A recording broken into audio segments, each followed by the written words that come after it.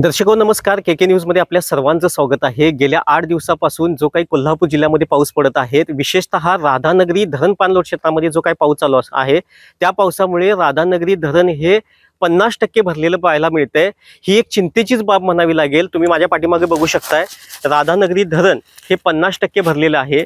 या राधानगरी धरणावरून जी काही भोगावती नदी आहे त्या भोगावती नदीवरती बंधाऱ्यावरती जे काही बर्गे आहेत अवकाळी पावसामुळे अचानक आलेल्या अवकाळी पावसामुळे ह्या बर्गे काढता आले नाही। त्यामुळे राधानगरी धरणातून कोणत्याही पद्धतीचा विसर्ग न केल्यामुळे राधानगरी धरण पाणी पातळीमध्ये देखील वाढ झालेली आपल्याला पाहायला मिळते।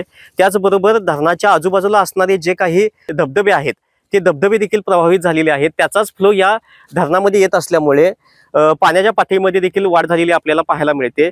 जर काय बघायला गेलं तर या राधानगरी धरणाच्या वरती जो काही असणारा स्वयंचलित दरवाजा आहे, जर स्वयंचलित दरवाजा हा याच्यावरती कोणतेही नियंत्रण नसतं, त्यामुळे जर का असाच पाऊस राहिला तर राधानगरी धरण हे 100% भरण्याची शक्यता लवकरच वर्तवली जाते।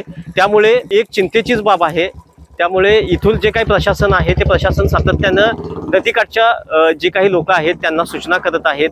आम्ही आमच्या के न्यूज चॅनलच्या माध्यमातून वेळोवेळी लोकांना विनंती करत आहोत की ज्या काही प्रशासनाकडून येणाऱ्या ज्या काही सूचना आहेत त्या सूचनाचं पालन करा। कॅमेरामन स्वप्नील कांबळेसह मी Milind Kamble. Doctor D Y. Patil polytechnic Kasba Bawada Kolhapur शासनाच्या सर्व प्रकारच्या स्कॉलरशिप्स उपलब्ध।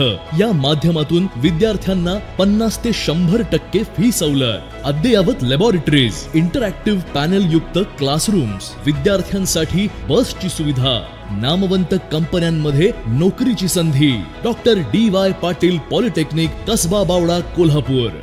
अशाच नवनवीन अपडेट पाहण्यासाठी आमच्या कोल्हापुरी कारभार म्हणजेच के न्यूज चॅनेलला सबस्क्राईब करा।